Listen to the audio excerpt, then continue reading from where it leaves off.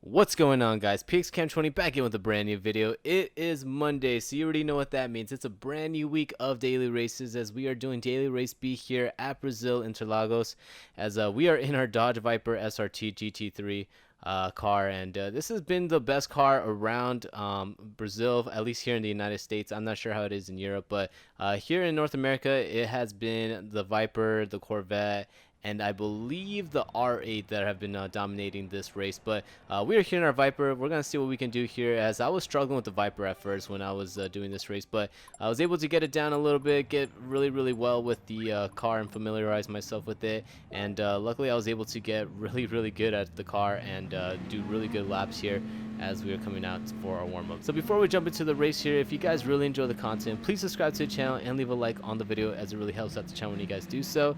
Anyways, that's enough promoting myself. Let's jump straight into this race. As we now jump into the race, we're waiting for our 3, 2, 1, as we are starting right behind the Brazilian in the Porsche. So starting in 8th place now as we cross the start-finish line. We're heading into turn number 1 on the front straightaway, and we're going to take it very easy here as we come into turn number 1, as throughout the day some cars have been missing their braking points heading to turn number 1 on the first lap, as it's a very tricky turn 1. And what ends up happening, they brake either way too late or too early, get bumped from behind, or bump the cars ahead of them and end up taking themselves out and another car. So that's something we wanted to avoid, and luckily we were able to do that as we now jump into turn number 4. So jumping to turn number 4, the Brazilian pushes out the Mexican there as we come into turn number 4 into turn number 5, and you can see the Mexican gets very loose now as you come into the inside, make the overtake on the Mexican as he did get bumped out the Brazilian. But the Brazilian gets a half a second penalty as we jump into turn number 7, and we are going to try to catch up to the Brazilian now as we head into turn number 8, as it's going to be very important to stay in the slipstream of the lead pack, because if you're able to stay in the slipstream of the lead pack, it's going to be the best way that you're going to be able to win this race, as the front straightaway is just such a big slipstream galore. If you are out of that slipstream, whether it's the lead pack or the car ahead of you, it's really difficult to try to catch up to them, as if there's 2 cars in the slipstream of each other, it just could gain about 4 or 5 tenths on a second on the lap. So that's why it's going to be very important to get around the Brazilian, try to catch up to the 5th place car so that we can stay right behind them and not lose the lead pack. So as we come out the final few corners going into the straightaway, we're making a move on to the inside of the Brazilian. He gives us the invitation on the inside. We're now going side by side as we head into lap number 2. Going on to lap number 2, heading to turn number 1. We're going to be on the inside here as we head into turn number 1, as we're going side by side with the Brazilian. The Brazilian gives us some space there, and we're able to keep it onto the outside now as we make the overtake. And we are now promoted into 6th place as we are now in third, going into third corner. And we're going to see if we can get away from the Brazilians. We're going to have to come into the penalty zone, and luckily we were able to, as we are now focusing on the 4 cars ahead of us that are fighting for second. So going into this left-hander, the 4 cars ahead of us are fighting for seconds. You can see the Mercedes gets punted out to the inside. He's on the grass there as he's trying to make contact with the other second place car, and you can see them make even more contact, and the Mercedes actually gets spun out.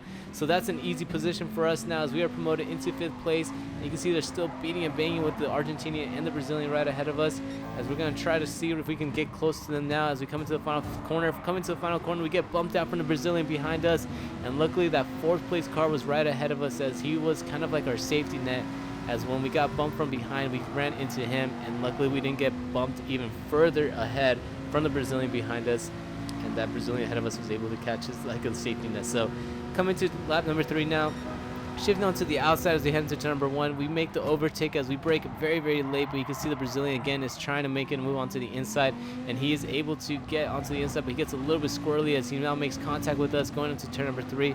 Coming to turn number 3, we're going to shift it onto the inside and see if we can defend our position now, as we are able to do that as he makes a little bit of contact now. If we go into turn number 4, staying on the inside as we defend our position, we're able to do so as another Brazilian right behind him actually just overtakes him, and it's actually the blue and orange Porsche that just pushes him out of the way, and he is able to promote himself into 5th place forcefully, as he's just been making a lot of friends this race. He's just been pushing everybody out the way, so I'm a little worried that he's right behind us, because I don't want him to accidentally ram us out of the way, as we are setting ourselves up for a good position to finish here, as we are trying to catch up to the Argentinian and the Canadian here as we come into the left-hander. So coming to the left-hander here, we're catching up a little bit to the Argentinian and the Canadian, as they are fighting with each other just a little bit, but not too bad, as we are now jumping into the final few corners of lap number 3 and just setting our sights on them. as we come into the final corner. So pushing up into lap number 4, you can see the Argentinian and the Canadian are battling with each other as we come into the lap turn number 4, and you can see they're beating and banging with each other as they're slowing each other down and just allowing us to catch up to them. So this is a really good sight that we wanted to see, as if the longer they fight with each other, the more it's going to be easier for us to catch up to them, as we already are in the slipstream. So if we can just stay with them and find a gap, maybe we can get an overtake around them. As you can see, the Argentinian and the Canadian are just flip-flopping positions now, as the Argentinian was able to make the overtake on the Canadian as we head into lap number 9, or turn number 9. So going to turn number 11 here, we're making a move onto the inside of the Canadian, but we're just a little too far back as the Canadian gets a really bad exit. He spins his tires out, he heads straight into the wall, and we are able to get an easy podium now as we are focusing our sights on the Argentinian coming to the final lap now, and we are able to get a really very lucky break, as we are now in 3rd place, setting our sights on the Argentinian, stay right behind him on the slipstream, as we are actually gaining on him now by about 3 or 4 tenths as we head into turn number 1 on the final lap. So as we are now on the final lap heading to Esto Senna, we are staying right behind the Argentinian and seeing if we can use that Viper power to catch up to him right ahead of us, as we are following him on the slipstream. Now as we come out of turn number 3, he's going to shift onto the inside. We're going to set our car to the inside here. We're going to follow him like a train, as we don't want to lose that slipstream, as it's very, very important to try to catch up to him as we come into turn number 4. And you can see how much time we're actually gaining on him as we're staying on the slipstream and just focusing our sights and making sure we're hitting all our braking points and avoiding any type of mistake as we brake right before the 50-meter board on these 2 right-handers. So as we jump into the 2 right-handers, we're actually gaining on the Argentinian. As you can see, 1st place is just going to check out, win this race, but we can still get a 2nd place as we're getting closer and closer with every passing corner. And we are just staying right behind him on the slipstream and seeing if we can get close enough on the final corner and maybe try to get a drag race going, as we're not going to be able to make any more overtakes as we are coming to our final overtaking zone that we can probably try to get. But you can see we're just too far back to try to do anything, as we are about almost a 2nd behind him as we brake right before the 50-meter board. Going to the final left-hander for the final time, we are unable to catch up to him as we go very wide, but we're going to stay in the slipstream and just hope that something happens. Maybe he gets disconnected or something, but looks like the racing gods weren't with us as we're just following him on the slipstream, staying with him, and unfortunately we're going to finish this race in 3rd place, but can't be too mad as we did start in 8th place. We were able to gain 5 positions and finish on the podium for our 1st race, as we are now going to jump into our 2nd race. As we now jump into our 2nd race, I did improve my qualifying lap as I was able to get it to a 1:31.8. So I was able to get us up into 3rd place for the start of the race, which is really, really good, because all we have to do now is just follow the Viper and the Brazilian ahead of us and try to break away from the rest of the pack, so it can be at least a 3-car battle for the lead. And then hopefully we can try to at least win this race as we are coming into turn number 1. So again, easing our way into turn number 1 and turn number 2, as we don't want to make any contact with the guys ahead of us and ruin their race and also ruin our race. We just get through it very, very cleanly, as it looks like everybody else makes it cleanly on the radar. So we're just going to head into turn number 4 here, follow the 2nd place driver as we jump into lap number 2, and just keep following him here as we are going to stay in the slipstream and just see if we can push him into a mistake or just catch up to him and try to make an overtake on one of these overtaking zones, as we are now jumping to the middle sector of lap number 2. So coming to the middle sector, he goes a little bit wide as we come into the 2 right-handers heading to turn number 8, and you can see how much time we were able to gain on him as we are braking very, very late and just staying right behind him as we are heading to turn number 9.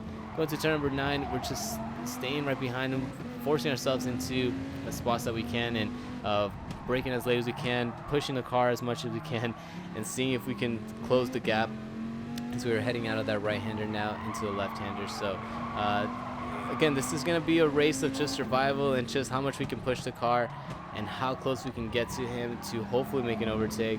But you can see that both of the cars ahead of us have really, really fast paces. Even with the slipstream, they're able to keep a really good marginalized gap, as we are just going to follow him here heading into lap number 3. So as we're coming out of turn number 9 on lap number 3, he gets very, very loose as we head into turn number 10 and 11. You can see how much time we gain on him. So we are now almost on his back bumpers. That was his first mistake there, and hopefully we can force him into a second one as we are just staying right behind him, getting as close as we can to let him know that we're here. and we're gonna see if we can push him into another mistake now as we are on the final lap. So going into the final lap, he was able to enhance his lead a little bit more on us as he gets very wide, and that's gonna cost him a little bit of time. But staying in the slipstream, that's actually gonna force us closer to him. So this is a really good chance for us to try to get as close as we can and hopefully get a good overtake on the final few corners. But you can see that he's getting good corner exits as we are now braking as late as we can as we head into the right-hander. He goes very narrow as I think he corner cut the track, but as we head into the left-hander, he actually gets a half a second penalty, so that changes the game here. That's all we have to do is just stay right behind him and get underneath that half a second gap behind the second place car, and we should be able to finish in second place. So we're just pushing the car now as much as we can. As you can see, we almost lose it there as he goes into the left-hander and he gets onto the grass. So just seeing if he gets another penalty, but unfortunately he does not, as we're just pushing our car as much as we can. Go very wide coming out of that final corner. We get very loose, but we're just gonna keep following him on the slipstream and see if we can get closer and closer to him before the start finish line, as we are currently in the safe zone, as we are about 4/10 behind him. Are we going to be able to get close enough to get that second place with the penalty? And it looks like we are able to. So we are able to finish this race in second place after the third place car did get a half a second penalty and actually boosted it up into 1 second, as it does round up for the penalties at the end of the race. So jumping into our third and final race, we are starting in 9th place as we are right behind the Brazilian in the blue and orange car. So we're just gonna set our sights on him, make sure that we can avoid any trouble with him, as he already rammed out so many cars on the first race. But we're gonna just stay behind him, stay in the slipstream, and see if we can capitalize on any mistakes on cars that happen ahead of us. So jumping out of turn number 3 as we head into the short straightaway, we're staying right behind the Brazilian as we come into turn number 4. Braking right after that 100-meter board, we're staying right behind the Brazilians. You can see there's a car wide right ahead of us, and you can see he gets very loose, slams into the wall, and we're able to overtake him easily there as he did spin out, ran straight into the wall. And there's actually a car ahead of us that has a 2-second penalty, so that's going to be another easy position if we can stay right behind him before the penalty zone, and hopefully we can get around him and the Brazilian before we jump into the second lap. So coming to his right hander, the Brazilian makes contact with the American as he tries to bump him out. The American retaliates. As you can see, he pushes out the Brazilian. We make the overtake on the Brazilian, capitalize on that as the American gets very loose coming out of that left-hander, and we were able to overtake him and capitalize on his mistake now as we are promoted into 6th place. So in the span of 1 lap, actually less than 1 lap, we're able to get from 9th place to 6th place as we're focusing our sights on the Mexican ahead of us and gonna see if we can catch up to the pack ahead of us and stay right behind the slipstream and hopefully finish in a better position than where we are at right now. But as we're coming out of the final corner now, the Brazilian is still right behind us as we are jumping into lap number 2. Going out of turn number 3, the Brazilian tries to make a move onto the inside as we're going to go side by side on the straightaway, leading us into turn number 4. Going to turn number 4, braking as late as we can after that 100-meter board. You can see the Brazilian is making a move onto the inside. He actually bumps us up out a little bit, and we lose the position there as we are now demoted into 7th place. We're going to do everything we can to try to catch up to the Brazilian and try to overtake him. As you can see, the top 5 are now starting to pull away from us, as the Brazilian is also pulling away from us now as we head to the right-hander. But coming to the final lap, we were unable to do anything and catch up to him as they just had too much pace on us. We're going to finish this race in 7th place after getting a really good start, but unfortunately we were just unable to keep up with the pace. And you can see that we finished in 7th place in this race. So really good couple of races that we've had throughout the day. I'm really happy about Group 3 being at Brazil. It's always a fun time here, especially when you have more than 3 or 4 laps here at Brazil Interlagos. Finishing in 7th on our 3rd race, it's not really good. If we have to keep getting at least podiums on this race to catch back up to A+, and hopefully we can do so before our FIA races this week. So let me know what you guys are thinking about this race or all the daily races this week, as again, this has been the funnest one for me from the 3 that we are given between Le Mans and Lago Maggiore. But I'm going to stick on this one, see if we can continue getting our driver rating ranking up, and hopefully we can get A+ before the end of the week. So if you guys found this video entertaining, please subscribe to the channel and leave a like on the video again if you guys found it entertaining. I hope to see you guys on the next one. Peace out.